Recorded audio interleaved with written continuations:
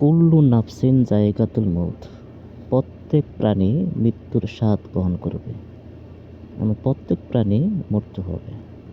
যদি তাকে মরতে হয় তাহলে তার জন্য কিছু ভালো কাজ করা দরকার। যে ভালো কাজের আমলে তাকে সর্বদা ইন মানে ভালো স্থানে থাকা যায়।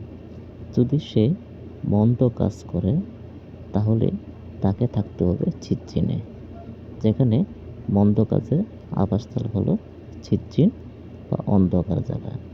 তাহলে মানুষ যদি এক জায়গা থেকে আরেক জায়গায় ট্রান্সফার হয়, আমরা যতটুকু জেনেছি, তখন ওইখানে তার যতটুকু প্রাপ্য তাকে ততটুকু দেওয়া হয়, নতুবা তার জন্য এটা বরাদ্দ যদি না থাকে তাহলে তাকে দেওয়া হয় না।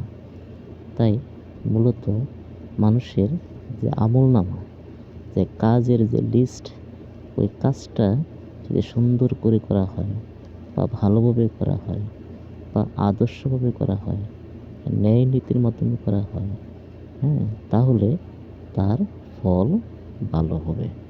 তার ভালোর জন্য তার ভালো রেজাল্ট হবে।